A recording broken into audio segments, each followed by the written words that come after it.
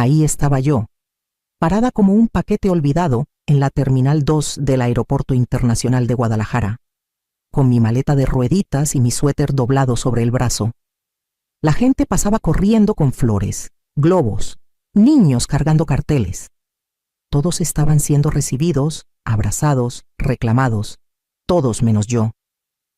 El vuelo había aterrizado hace 47 minutos.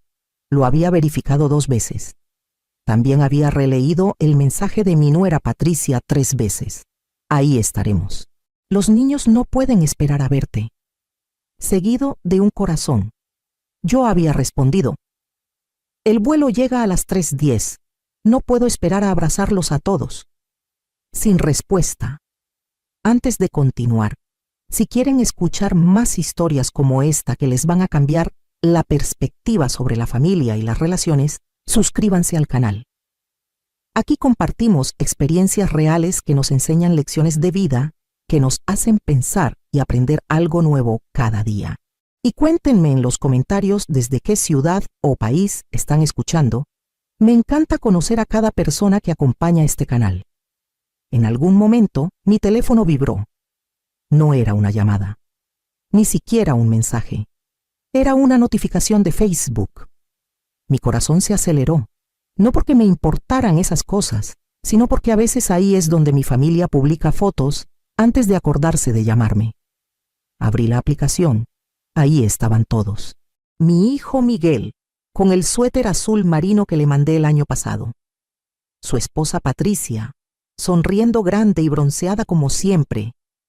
Los niños, Diego y Valentina, amontonados alrededor de una mesa con velas, pavo, puré de papa, un pastel que no era el mío, todos levantando las copas en un brindis.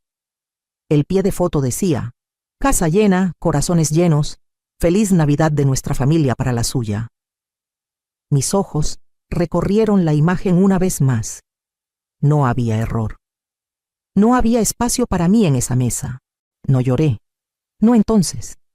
Solo me di la vuelta, me puse el suéter y comencé a caminar. Fuera de la terminal, pasando los taxis, pasando las señales del transporte público. No sabía a dónde iba. Pero sabía una cosa. No iba a seguir esperando a que se acordaran de mí. 3 días antes de mi vuelo, Miguel me había llamado. Solo eso debería haberme alertado. Mi hijo no suele llamar, a menos que sea un cumpleaños, una cuenta por pagar o alguna razón específica. Pero esta vez, su voz sonaba melosa, suave, demasiado alegre. Oye, mamá, ¿vas a hacer algo para Navidad? Le dije que planeaba quedarme en casa, asar un pollo pequeño, tal vez hacer un pastel si mis manos cooperaban, ver una película clásica. Nada especial, le dije, solo yo y la radio. Hizo una pausa, como si estuviera calculando algo. Bueno, dijo, los niños estuvieron preguntando por ti. Pensé que tal vez te gustaría venir este año. Toda la familia va a estar junta. No se sentiría bien sin ti. Esa parte, lo de no se sentiría bien sin ti, me hizo algo. Ha pasado mucho tiempo desde que me he sentido verdaderamente querida en algún lugar. Necesitada, sí. Llamada, dependida, pero no querida. Hay una diferencia. Así que dije que sí. Dije que encontraría un vuelo. Miguel no se ofreció a reservarlo o reembolsármelo, y yo no pregunté. Todavía tenía el sobre con el dinero de Navidad que había guardado para emergencias. Pensé que esto calificaba. Después de colgar, me quedé viendo el teléfono un rato. Los dedos aún curvados. Traté de recordar la última vez que me había sentido emocionada. No preocupada o ansiosa u obligada. Solo genuinamente emocionada. La última vez que alguien me había invitado sin agregar una petición de algo. Habían pasado años. Reservé el boleto esa noche. Encontré un vuelo directo en oferta. Incluso pagué los 300 pesos extra para elegir un asiento con más espacio para las piernas. Tonto, tal vez. Pero pensé que si iba a viajar por todo el país, mejor hacerlo con un poco de comodidad. Al día siguiente fui de compras. No solo por regalos, aunque sí escogí 2 libros para los niños y una caja de chocolates de Turín, que a Patricia solía gustarle. No, también compré algo para mí. Un suéter nuevo, azul marino, lana suave, del tipo que cae justo en las caderas y te hace sentir como si tal vez también pertenecieras a la foto. Empaqué 3 días antes. Revisé el clima en Guadalajara. Puse la calefacción en bajo. Saqué la basura temprano. No le dije a mi grupo de canasta que me iba. Solo harían demasiadas preguntas. Y tal vez una parte de mí no quería hacer mal de ojo. Había pasado tanto tiempo desde que alguien había dicho, «Ven, te queremos aquí». Volé en la mañana de Nochebuena. El aeropuerto estaba lleno, repleto de gente con maletas rodantes, audífonos, almohadas con forma de animales. Le sonreía un bebé al otro lado del pasillo. Compartí una mirada con otra mujer mayor leyendo un libro de bolsillo, ambas con las manos en el regazo, ambas con historias no dichas. Cuando el avión aterrizó, me alicé la falda y me quité las migajas del regazo. Había traído mis zapatos buenos, los negros con un pequeño tacón. Quería lucir como el tipo de mujer a la que invitas.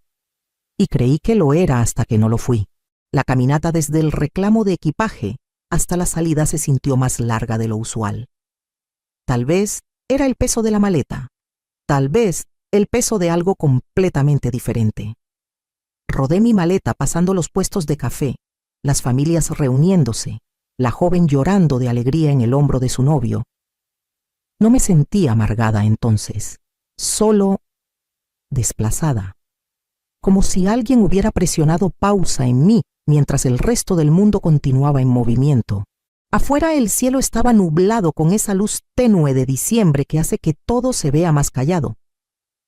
Mi teléfono seguía silencioso, sin mensajes, sin llamadas perdidas. Revisé la hora otra vez. 3:54 p.m. La cena de Navidad probablemente no empezaría hasta las 7 u 8. Tal vez estaban ocupados. Tal vez los niños estaban inquietos o el pavo necesitaba ser barnizado. Había una docena de razones, todas inofensivas. Pero incluso las razones inofensivas duelen cuando estás parada sola en llegadas. Esperé en la banqueta otros 20 minutos antes de que mis rodillas comenzaran a protestar. Me senté en una banca. Vi a extraños subirse a autos que conocían sus nombres. Vi a una mujer con chamarra acolchada traerle a su suegra un chocolate caliente y un abrazo. La suegra se veía mayor que yo. Ese abrazo breve, apretado, real, se asentó justo en la parte hueca de mi pecho. En algún momento traté de llamar. Miguel no contestó. Dejé un mensaje. Dije que había aterrizado. Dije que estaba en el punto de recogida usual afuera de la puerta B, bajo el letrero con el avión. Dije que esperaba que todo estuviera bien y que esperaría un poco más. Pero ya sabía. Sabía antes de abrir la aplicación otra vez, antes de que la foto cargara, antes de ver la salsa de arándano y la mesa larga de madera y el pie de foto sobre corazones llenos. No era la primera vez que me olvidaban, pero era la primera vez que me permitía admitir que eso era lo que era. Me levanté, me sacudí el suéter y jalé la maleta detrás de mí. Sin taxi, sin Uber, solo yo y la banqueta. Un hombre empujando una carriola ofreció una sonrisa cansada. Asentí de vuelta. Es curioso cómo en los aeropuertos o fuera de ellos, a veces puedes sentirte más vista por extraños que por tu propia sangre. Ya eran casi las 5 para entonces. El aire se había vuelto más fresco. El tipo de brisa de diciembre que te recuerda que el día está terminando y pregunta, ¿y ahora qué? No respondí, solo seguí caminando. Mis zapatos no estaban hechos para tanto pavimento, pero no me detuve. Como a media milla, justo después de una devolución de autos de alquiler, lo vi. Un edificio chato con un letrero de neón que decía Fonda de Doña Tere. La E parpadeaba de vez en cuando. Las ventanas estaban empañadas por el calor de adentro. Alguien había pegado pavos de papel al vidrio. Entré. La campanilla sobre la puerta sonó. Adentro, La fonda olía a aceite caliente y canela, mesas de fórmica, menús amarillentos, una barra con bancos agrietados. Había tal vez 6 personas adentro. Un hombre con uniforme de DHL, una pareja mayor comiendo en silencio, una mesera con cola de caballo corta que levantó la vista cuando entré y dijo: «Feliz Navidad, señora». Igualmente, dije, sorprendida por la firmeza de mi propia voz. Escogí una mesa cerca de la ventana. Me deslicé adentro. El asiento estaba caliente. La mesa estaba limpia. Me quité el suéter. «La cocina está lenta hoy», dijo la mesera mientras me entregaba un menú. «Pero tenemos pavo y pastel». «Pastel suena bien», dije. «¿De qué tipo?», sonrió. «Calabaza, nuez o limón». «Calabaza y un té, por favor». «Perfecto». Miré por la ventana mientras esperaba. Mi maleta se sentó a mi lado como un perrito obediente. Mi teléfono, boca abajo sobre la mesa, vibró una vez. No lo volteé. El pastel llegó. Estaba caliente, con una cucharada de crema batida que se ladeaba un poco. El té estaba fuerte y ligeramente amargo, justo como me gusta. Tomé un bocado, luego otro.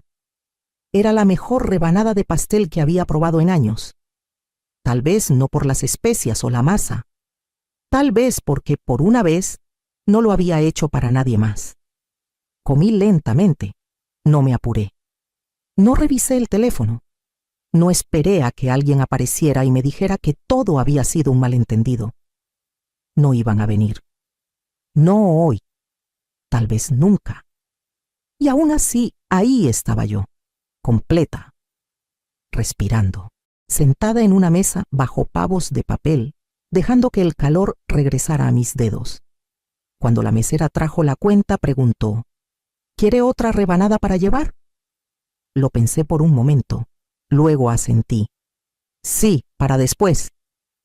Guiñó el ojo, la mejor decisión que tomará en todo el día.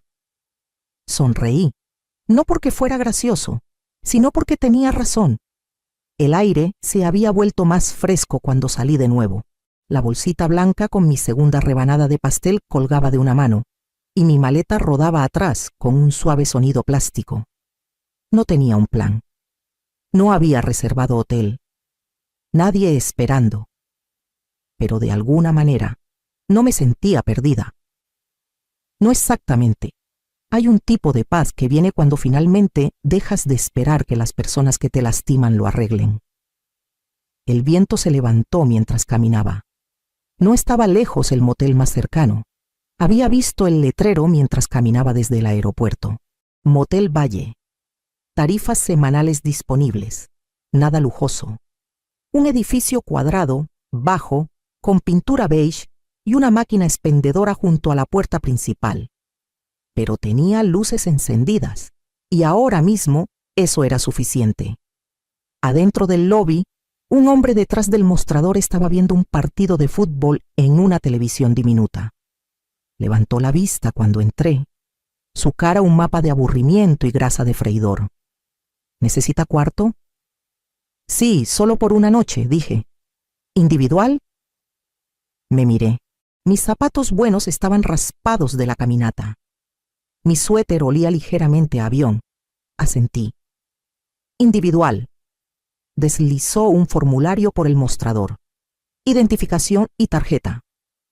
Se los entregué. Mientras tecleaba, eché un vistazo a la TV. Algún equipo de rojo y dorado estaba perdiendo feo. Al hombre no parecía importarle. Cuarto 114, dijo, deslizándome una llave en un llavero endeble. Al final de la fila. La tomé, le agradecí y rodé mi maleta por la banqueta. El cuarto era justo lo que esperaba. 2 lámparas con pantallas desiguales, una colcha con patrones en marrones apagados, una televisión más vieja que mis 2 hijos.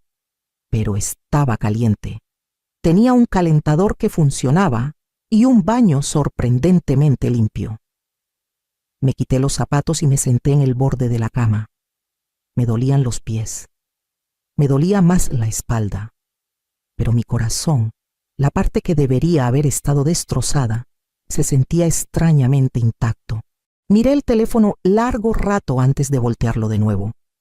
3 llamadas perdidas de Miguel, 2 de Patricia, un solo mensaje. Mamá, ¿dónde estás? Sin disculpa, sin explicación, solo confusión, como si yo hubiera desaparecido, como si yo fuera la que se olvidó de aparecer. No respondí. En cambio desempaqué mi maleta, saqué mi libreta, la que uso para listas del súper y pensamientos que nunca digo en voz alta, y escribí algo en una página nueva.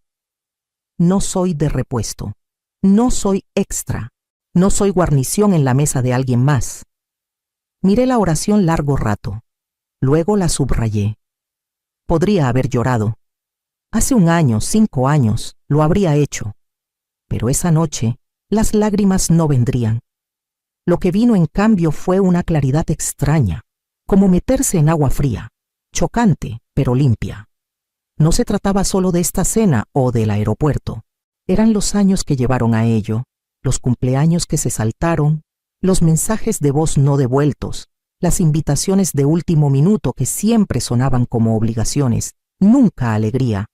Recordé la Navidad de hace 2 años, cuando Patricia llamó y dijo: «Nos encantaría tenerte, si no es mucha molestia llegar hasta acá». Esa pausa en su voz, la forma en que dijo «sí». Les hice un jamón, tomé el camión. Recordé el cumpleaños 40 de Miguel. Le mandé una cartera de piel con sus iniciales grabadas. Me mandó de vuelta un mensaje grupal que decía: «Gracias por los regalos, todos». Recordé la obra escolar de Valentina, cómo encontré la transmisión en vivo yo sola y la vi en mi laptopita con una copa de vino y un nudo en la garganta. Ella no sabía que estaba viendo. Nadie lo mencionó. Y aún así, yo seguía apareciendo, hasta hoy.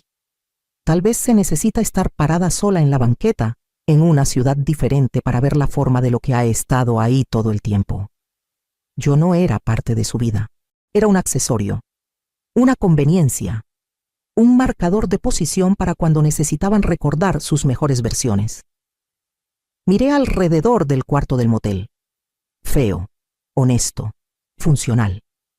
Era el lugar más honesto en el que había estado en años. Me levanté, me hice una taza de té de motel usando la máquina de café de plástico y me senté con las piernas cruzadas en la cama con mi segunda rebanada de pastel. Sin plato de porcelana, sin servilleta de lino, solo una bolsa de papel blanca y un tenedor de plástico. Y aún así, sabía algo que me había ganado. El techo del cuarto del motel tenía una grieta fina que corría sobre la cama como un mapa de carreteras. La miré mientras el calentador resoplaba y pateaba. Afuera podía escuchar el viento raspando el revestimiento y el rugido ocasional de un motor desde la carretera cercana. Un hombre a 2 cuartos estaba tosiendo, profundo, húmedo, miserable. En algún lugar un baño se descargó. No era una noche pacífica, pero era honesta. Alrededor de las 2 a.m., finalmente me quedé dormida. La manta rasposa jalada hasta la barbilla, mi libreta aún abierta en la mesa de noche. Dormí con la ropa con la que había llegado, demasiado cansada para cambiarme, demasiado cautelosa para desempacar otra vez. En la mañana, desperté antes del sol. Es un hábito que nunca perdí. Incluso después del retiro, mi cuerpo insiste en ser útil a las 6 de la mañana. Hice otra taza de café débil de la máquina del cuarto y vi el cielo aclararse a través de las persianas. El pastel se había acabado, el té también, pero la calma se quedó. A las 7:12 mi teléfono vibró. «Mamá, lo siento mucho. Hubo confusión con la recogida. Pensamos que tu vuelo era mañana. ¿Puedes venir a la casa hoy? Los niños realmente quieren verte». Miguel, sin explicación para la foto, sin mención de la cena, sin disculpa por publicar una Navidad sin mí en ella, solo confusión y «¿Puedes?». Miré el mensaje, luego puse el teléfono boca abajo. No respondí. En cambio me vestí. Me cepillé el cabello. Me puse un poco de lápiz labial. No se trataba de verlos. No iba a ir. Se trataba de dignidad.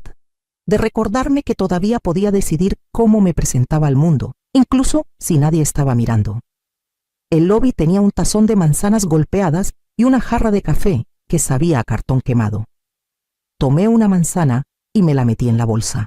Hice el check-out. El hombre detrás del mostrador apenas levantó la vista de su resumen de fútbol. Afuera hacía frío y estaba limpio. El viento se había calmado. El cielo era del tipo de azul quebradizo que solo pasa en diciembre. Agudo, alto, infinito. No regresé al aeropuerto inmediatamente. En cambio, caminé. Había algo que necesitaba hacer primero. Una milla más abajo, metido entre una gasolinera y una llantería cerrada, había una pequeña oficina postal. Entré y pedí un sobre y una pluma. ¿Venden estampillas?, pregunté. Claro, dijo la empleada. Era joven, de ojos amables, con esmalte descarapelado en las uñas. Necesito una para una carta al Estado de México, dije. Me la entregó y escribí la dirección de memoria. Sofía Herrera, calle Pond Hollow 12, Toluca, Estado de México, 5200. Mi nieta. Sofía era hija de Miguel de su primer matrimonio, la única que todavía me llamaba solo para platicar.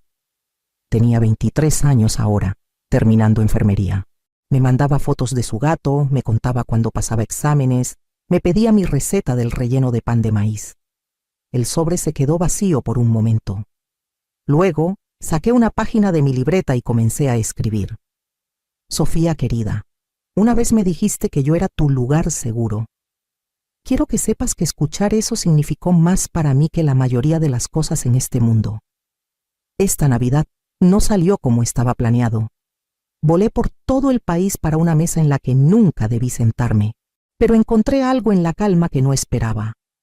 Espacio para recordar quién soy sin esperar a que alguien más lo diga primero. Seguí escribiendo. No amargada, no dramática, solo real. Cuando sellé el sobre me sentí más ligera. A las 10:35 reservé un boleto a casa. Misma aerolínea, misma puerta. Mujer diferente abordando. El vuelo no era hasta la noche, así que encontré un café cerca de la terminal con ventanas grandes y buenos escones. Me senté ahí por horas con té y una pluma, repasando cosas que habían estado sin decir demasiado tiempo. No le escribí a Miguel. No llamé a Patricia. No les dije dónde estaba. Verían la llamada de regreso perdida. Tal vez se preguntarían, tal vez no. No estaba enojada. Había terminado. Alrededor de las 4 p.m. la luz cambió. El tipo de neblina dorada que hace que incluso los estacionamientos se vean hermosos. Vi a un niño pequeño correr hacia una minivan, su mochila rebotando. Se dio la vuelta y le dijo adiós con la mano a su abuela, que era más lenta pero sonreía. Ella le devolvió el saludo y él corrió hacia ella, agarrando su mano como si fuera su ancla. Los vi hasta que desaparecieron y me susurré. No fuerte, no amargada, solo claro. Yo también merecía eso. El avión de regreso estaba solo a la mitad. Una bendición realmente. Tenía toda una fila para mí. El asiento junto a la ventana estaba frío cuando me senté, y lo dejé así. No me molesté en doblar mi suéter o alisar el cinturón a través de mi regazo todavía. Por primera vez en mucho tiempo, no sentí la necesidad de arreglarme para la comodidad de nadie más. La azafata ofreció una sonrisa suave. ¿Yendo a casa o dejándola?, preguntó mientras ponía un vaso de plástico con agua en mi charola. Ambas, dije, en cierta forma. No preguntó más, solo asintió y siguió adelante. Esa comprensión callada, poco común y amable. Miré por la ventana durante el despegue, viendo la ciudad gris encogerse debajo de nosotros, viendo las pistas entrecruzarse como cicatrices desvanecidas. Mientras el avión se elevaba, el cielo se abrió más ancho, azul arriba y abajo, y nada en el medio excepto el zumbido sordo de los motores y mi propia respiración. Pensé que podría sentir dolor otra vez, alguna ola de él. Lo esperé como uno espera turbulencia, pero no vino. Tampoco sentí paz, no todavía, pero sí me sentí quieta, arraigada, presente. Eso era nuevo. A la mitad del vuelo, saqué mi teléfono de la bolsa y lo encendí otra vez. Me dije que solo estaba revisando la hora, pero por supuesto las notificaciones se derramaron.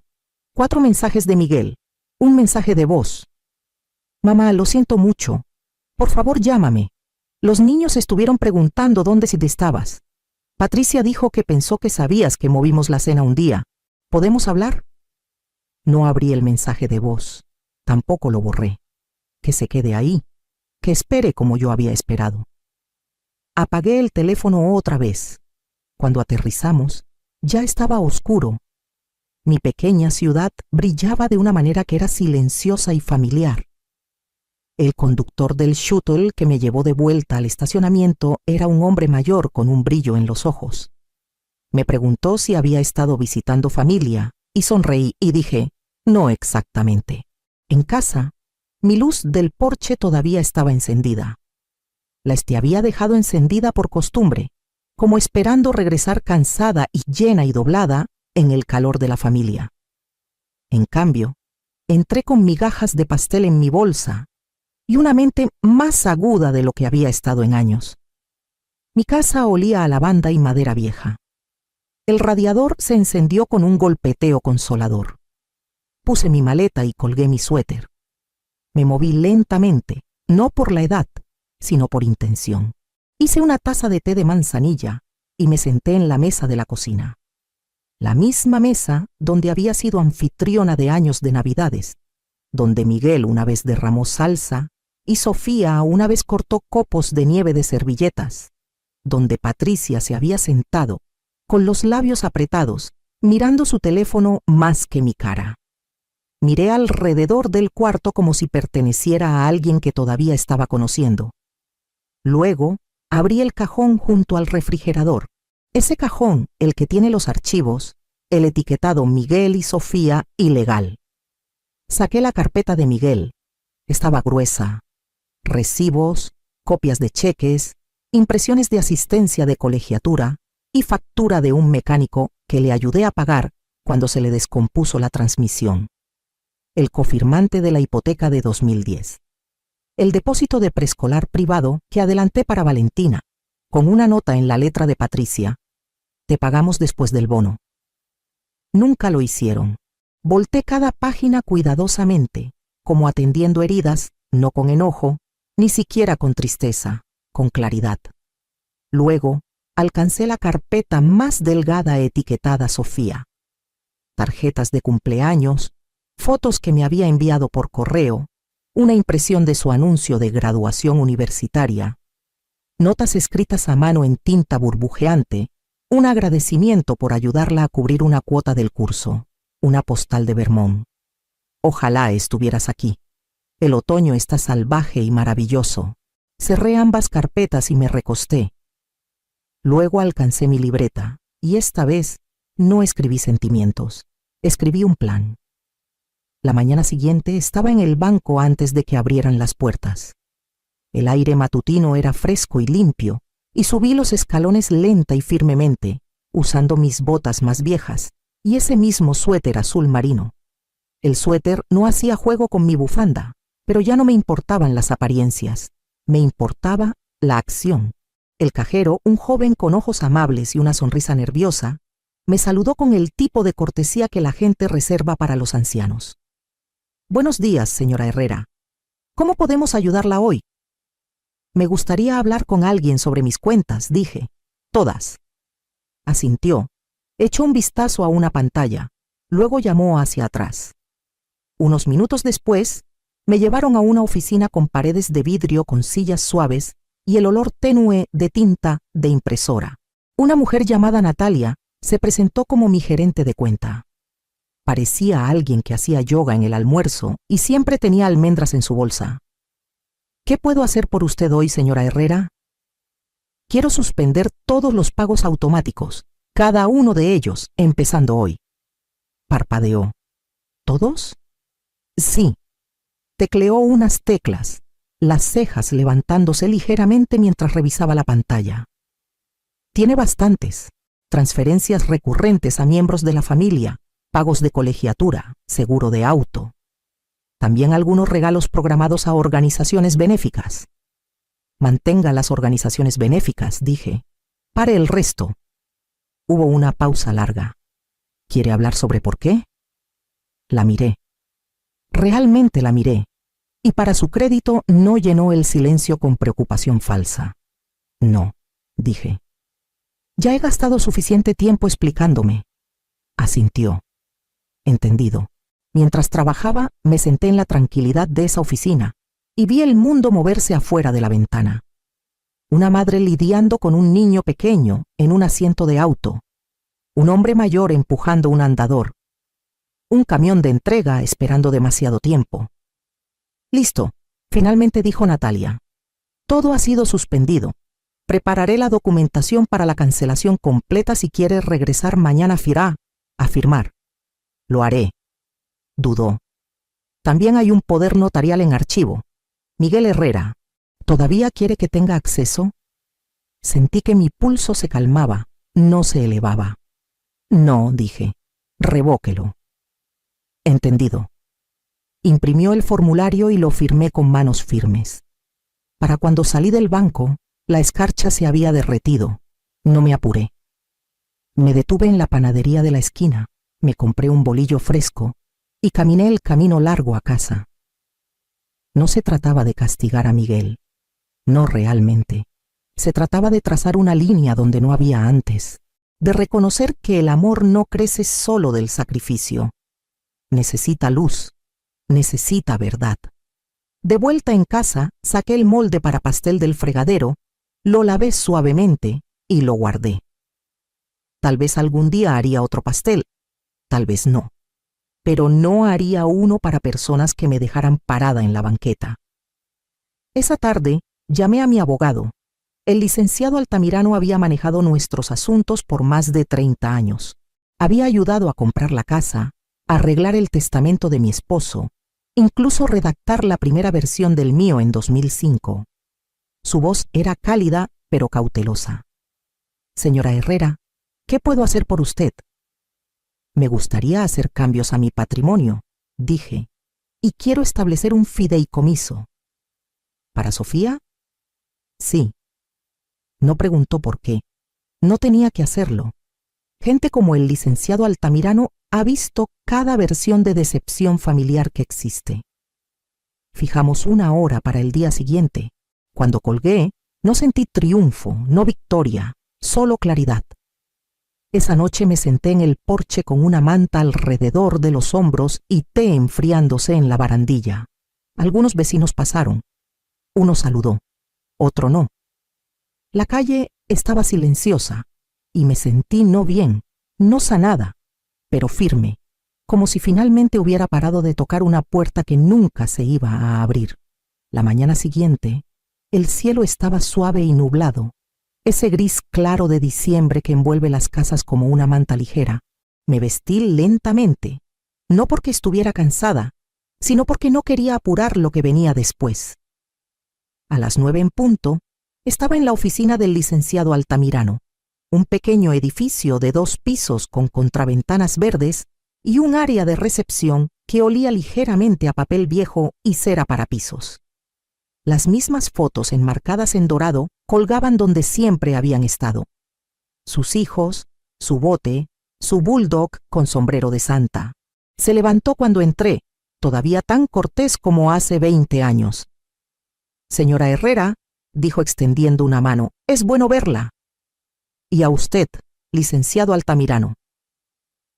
Nos sentamos en su oficina, mismas sillas de piel, mismo reloj de pared con tic-tac, misma pila de formularios en su escritorio, aunque ahora sus lentes de lectura eran más gruesos y su bigote había pasado de sal y pimienta a blanco-nieve. ¿Qué estamos cambiando hoy?, preguntó suavemente. Mi testamento, dije, y quiero crear un fideicomiso.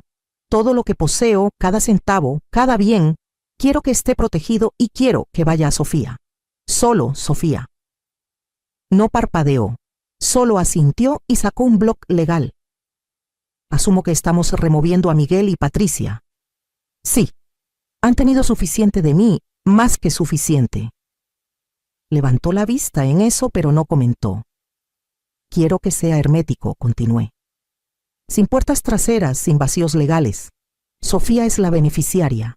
Ella obtiene todo cuando me vaya.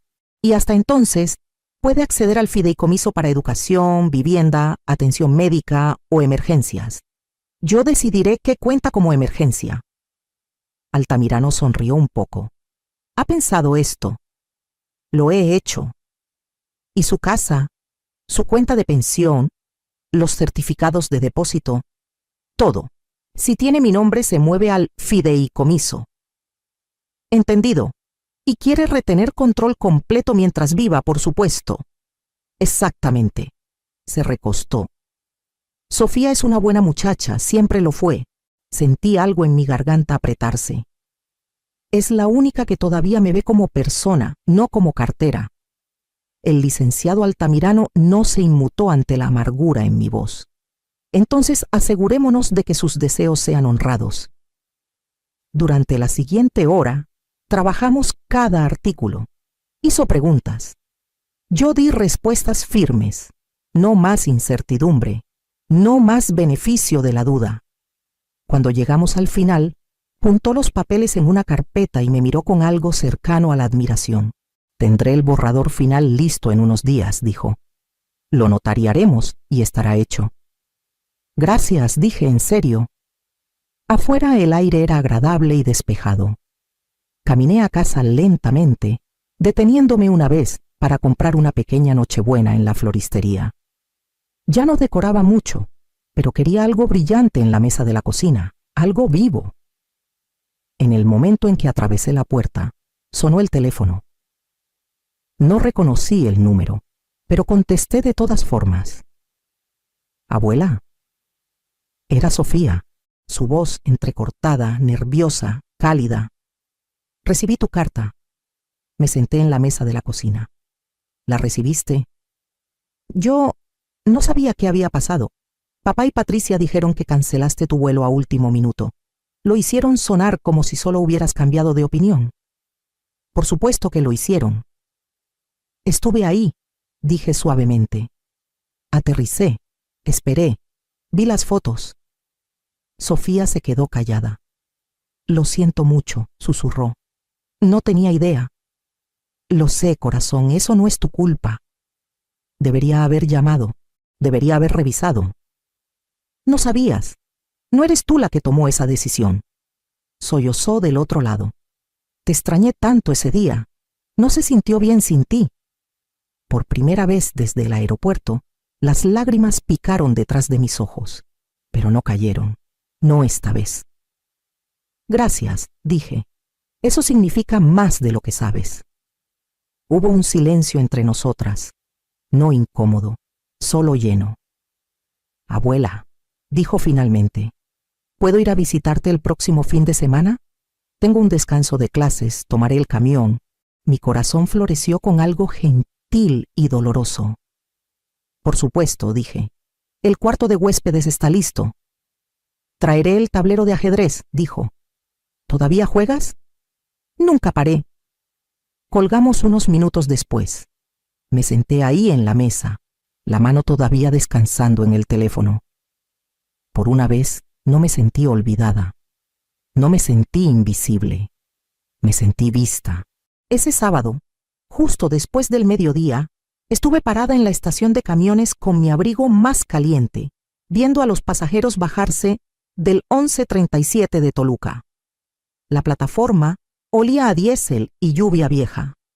Apreté la bolsa de papel en mis manos, un sándwich y una manzana, por si había olvidado comer. Y ahí estaba.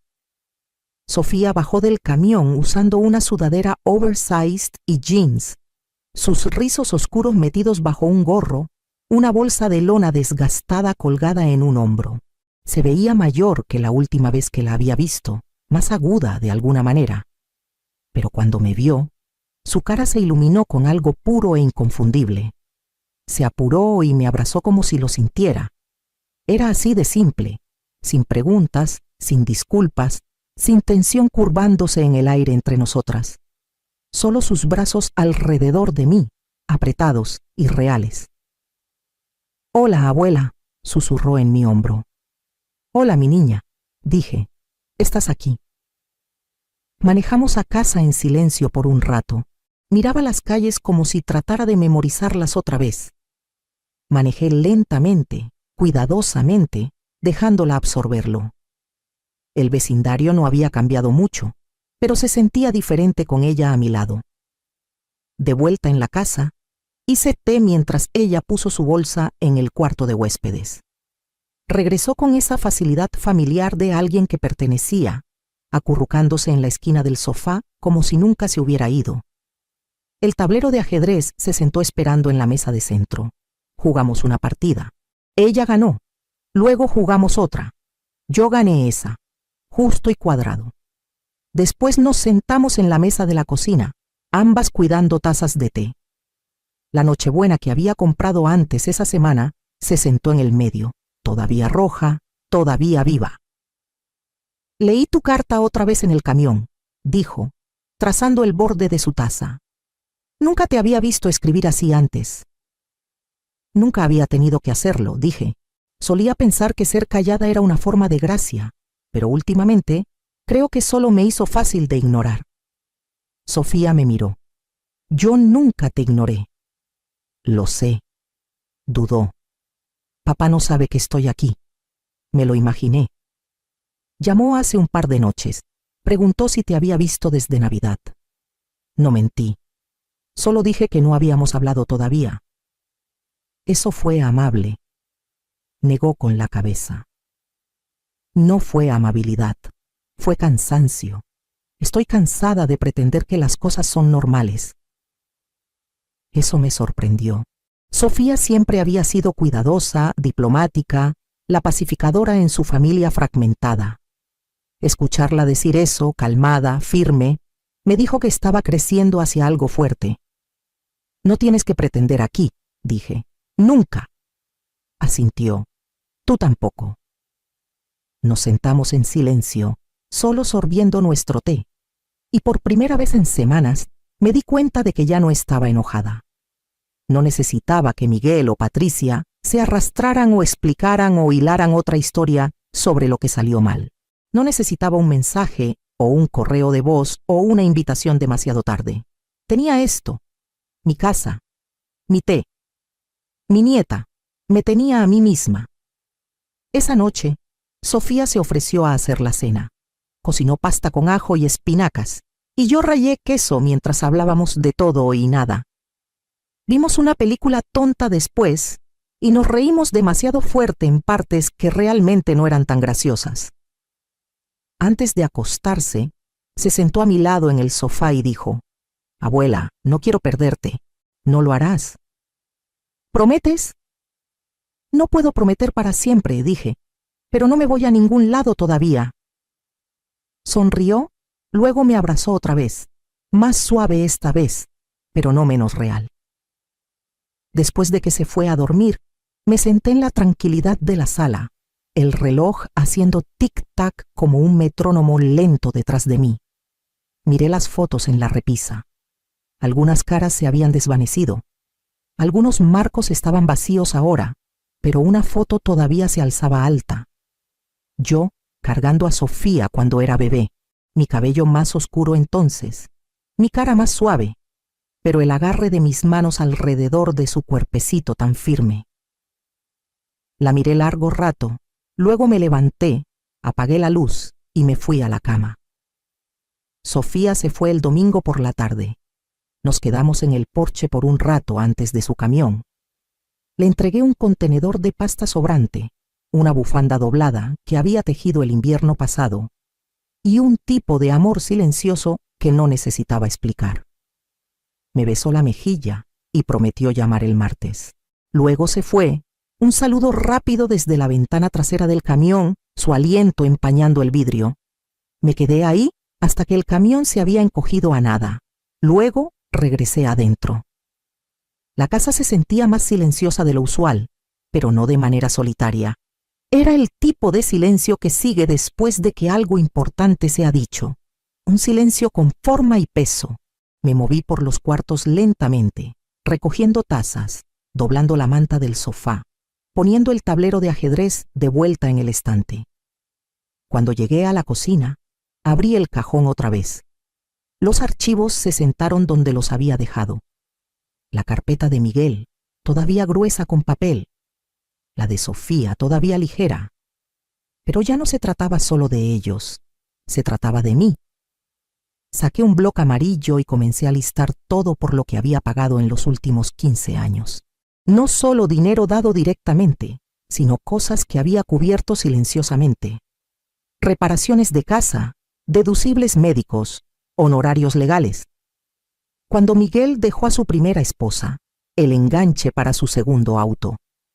Víveres cuando Patricia estaba demasiado cansada para comprar. Recaudaciones escolares que me habían hecho sentir culpable de apoyar con un cheque en lugar de una visita. Línea por línea los escribí. Para cuando terminé, la lista se extendía por 4 páginas.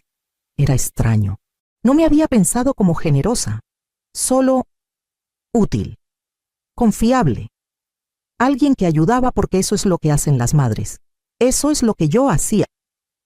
Pero viendo los números, lo vi claramente. Había subsidiado su vida, y a cambio me dieron cortesía. Cumpleaños huecos, sonrisas cansadas. Una silla cerca del ropero cuando no había lugar en la mesa principal. No estaba enojada, no realmente. Solo había terminado. A las 3:17 p.m. sonó mi teléfono. El nombre de Miguel en la pantalla. No contesté. 1 minuto después, un mensaje de voz. Luego un mensaje. Hola mamá, solo chequeando. Espero que todo esté bien. Avísame cuando estés libre para hablar. Sin urgencia, sin especificaciones. Solo un empujoncito vago como si nada hubiera pasado. Como si no me hubiera dejado parada en la banqueta en otra ciudad mientras él cortaba pavo y tomaba fotos familiares en las que no debía aparecer. Borré el mensaje de voz sin escucharlo. El mensaje lo dejé sin leer. Esa noche encendí una vela. No era para ninguna ocasión especial, solo para la quietud, para la tranquilidad de la casa y la manera en que la luz atrapaba el borde del mostrador de la cocina. Me serví una copa de vino, una de las botellas buenas que había estado guardando para una fiesta real. Puse un solo lugar en la mesa, calenté un tazón de sopa sobrante y me senté. Sin revisar el teléfono, sin esperar que el teléfono sonara. Me senté en mi propia vida. Después, antes de acostarme, abrí mi email, encontré la carpeta etiquetada viajes. En el fondo estaba el recibo de mi vuelo de Navidad. Ida y vuelta. Regreso completado. Me lo reenvié, luego agregué una nota en la línea del asunto. Prueba de salida y regreso. Sin rescate, sin reunión, solo yo. No se lo mandé a nadie más. No necesitaba hacerlo. La mañana siguiente, llamé al licenciado Altamirano otra vez. He estado pensando, le dije. Quiero agregar una cláusula al fideicomiso. Por supuesto, dijo. ¿Qué está pensando? Quiero que Sofía sea la única albacea, pero también quiero una carta adjunta, no legal, personal. Puede incluir una declaración de intención, dijo. No cambiará la legalidad, pero puede explicar sus razones. Bueno, entonces la escribiré. Esa misma mañana me senté y comencé. A quien esté leyendo esto después de que me haya ido, si se están preguntando por qué las cosas se dividieron de esta manera, déjenme decir claramente, esto no es castigo, es honestidad. He pasado mi vida dando, silenciosamente, consistentemente. Pero el amor sin respeto no es amor. La presencia sin cuidado no es familia. Elegí a la única persona que me vio antes de que desapareciera. No terminé la carta ese día. No necesitaba apurarme. Algunas cosas merecen ser escritas lentamente. El martes vino y se fue sin una llamada de Sofía. No porque se olvidó, sino porque habíamos acordado en ello. Tenía clínicas esa semana y no quería distraerse. Llamaré el viernes, había dicho, después de mi turno, misma hora. Confié en ella. Sin embargo, esa mañana alguien más sí llamó. Patricia. Su nombre se iluminó en mi pantalla como una señal de advertencia. Todas letras brillantes y mal momento. La dejé sonar. Luego, 30 segundos después, llegó el mensaje. Hola, Irene. Espero que estés bien. Miguel mencionó que has estado difícil de localizar últimamente. ¿Hablamos pronto? Sin puntuación donde importaba, sin calidez donde contaba. ¿Hablamos? No éramos viejas compañeras de trabajo. No éramos vecinas que se prestaban azúcar una vez. Había sido su suegra por casi 15 años. La había ayudado a encontrar su primer trabajo real después de que nació Valentina. Le había mandado canastas de cuidado cuando le quitaron la vesícula. Había pagado por las flores del funeral de su madre cuando su presupuesto estaba demasiado apretado. ¿Hablamos? Puse el teléfono boca abajo sin responder. Después esa tarde, como si fuera a propósito, llegó otro mensaje. Este de Miguel. Mamá. Patricia trató de llamar. Nos estamos empezando a preocupar. ¿Puedes solo decirnos que estás bien? La ironía de ello. Me dejaron en un aeropuerto, pero ahora estaban preocupados. No cuando estaba parada con mi maleta y sin que me recogieran. No cuando estaba caminando a una fonda con dedos congelados. No cuando publicaron una foto que decía todos con sus brazos alrededor unos de otros y sin asiento para mí. Pero ahora, cuando el silencio les devolvía el eco, entraron en pánico. El silencio es poderoso. Inquieta a las personas que están acostumbradas a tu ruido, tu dar, tu sí. Mantuve el teléfono apagado por el resto del día. Esa noche subí al ático. No por ninguna razón dramática. Solo para encontrar un viejo libro de recetas que Sofía había preguntado una vez. El que tenía mis crisps de manzana garabateados en los márgenes. No había estado ahí arriba en años. Las cajas olían a polvo y pino viejo, y el aislamiento se curvaba como papel olvidado. En una caja, etiquetada 1990-2005, encontré el libro, y debajo de él, cartas. Docenas de ellas, tarjetas de Miguel cuando era adolescente, dibujos de Sofía cuando era niña, notas de agradecimiento de amigos y primos que se habían mudado hace mucho. Una foto de mi esposo en su traje dominical, sosteniendo un pay de calabaza como si fuera un premio.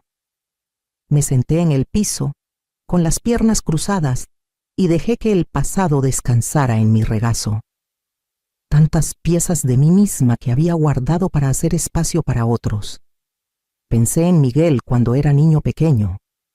Cómo solía insistir en dormir con su cabeza contra mi pecho, porque tu corazón es más fuerte que la lluvia, cómo lloraba si me iba al trabajo demasiado temprano. Cómo le enseñé a amarrarse los zapatos con 2 lazos en lugar de uno porque le hacía más sentido. Lo había amado tan completamente una vez. Tal vez todavía lo hacía. Pero el amor no excusa la negligencia. Y el perdón no significa regreso, no siempre. Puse las cartas de vuelta cuidadosamente. Cerré la caja. Y esa noche, cuando la casa estaba oscura y el mundo estaba silencioso, abrí la libreta y agregué 2 líneas más a la carta para el fideicomiso. No quería que mi acto final fuera cortés. Quería que fuera claro. Sofía, tú me viste. No por obligación, no por lo que di, sino porque elegiste hacerlo. Eso es lo que es la familia. Elección, respeto, verdad. La pluma se sintió más pesada de lo usual en mi mano, pero escribí de todas formas. Al día siguiente, manejé al centro y fui directo al notario.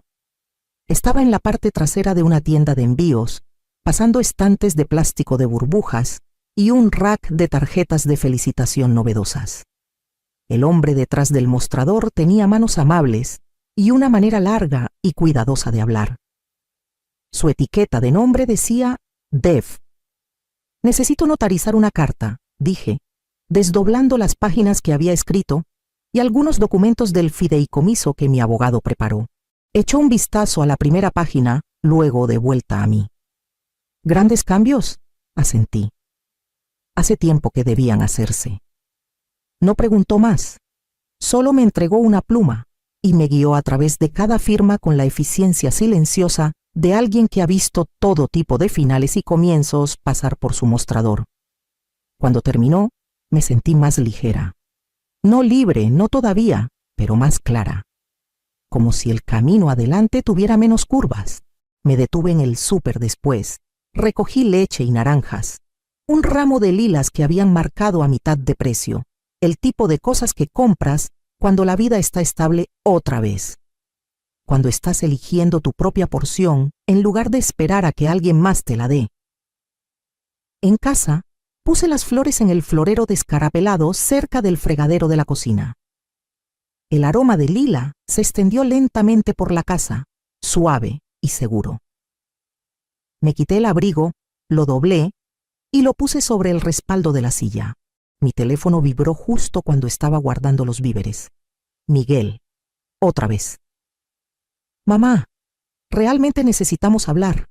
No estás contestando y está empeorando las cosas. No sé qué está pasando, pero estamos preocupados. Por favor, llámame. El mensaje era más largo de lo usual, los bordes del pánico mostrándose, pero aún así, ninguna disculpa real, ninguna mención de lo que había pasado, ninguna responsabilidad, solo ausencia, y ahora la incomodidad de ello. No estaba arrepentido de haberme olvidado, estaba arrepentido de que había parado de llenar los espacios en blanco. Me senté, miré la pantalla, luego la apagué otra vez. Esa tarde saqué las carpetas una vez más, la de Miguel, la de Sofía, el paquete del fideicomiso, y los guardé todos en mi caja a prueba de fuego. La deslicé de vuelta debajo de la cama. No porque estuviera escondiendo algo, sino porque había terminado. Terminado de explicar, terminado de preguntar, terminado de esperar. Hice sopa esa noche, lentejas, zanahorias, ajo. Mis manos todavía sabían cómo medir por instinto. Cociné para una, no por ausencia. Puse la mesa no en luto, sino en ritual, en respeto, por mí misma. La sopa estaba buena. Después, me senté en el porche otra vez, envuelta en un rebozo, el aire justo lo suficientemente fresco para sentir como algo cambiando. Y mientras las luces de la calle se encendían una por una, recordé un momento en el que no había pensado en años. Miguel tenía 10 años. Había llegado a casa de la escuela con un labio partido y lodo en los jeans. Otro niño lo había empujado en el campo durante el recreo. No lloró. Solo se paró en el fregadero, enjuagándose la sangre de las manos diciendo, «Está bien, no es nada». Me había agachado a su lado y le dije, «Tienes permitido estar lastimado, no te hace débil». Ojalá alguien me hubiera dicho eso, porque había estado lastimada, silenciosamente, consistentemente, por años, y había dejado que pasara sin revisar porque pensé que la resistencia era una virtud, pero no lo es. No siempre. A veces es solo retraso. A veces es solo el costo del silencio. Sorbí mi té lentamente. Dejé que la noche presionara. Las flores en la cocina se balancearon ligeramente en una corriente. Un borrón de violeta en la oscuridad. En algún lugar de la cuadra, un perro ladró. Un auto se metió en una entrada. Alguien se rió, agudo e alto. Un sonido de otra vida. Y yo me senté en la mía, sin preguntas, sin esperar. Solo el peso de mi propia pertenencia, finalmente completa. Y si alguien está leyendo esto, si alguna vez has esperado por alguien que se olvidó de esperarte, escucha bien. Puedes parar ahora. Puedes encender una vela para ti misma. Puedes comprar tu propio maldito pastel. Y puedes empezar otra vez, justo aquí, justo ahora. Tu silencio tiene valor, tu asiento es tuyo, y no necesitas permiso para conservarlo.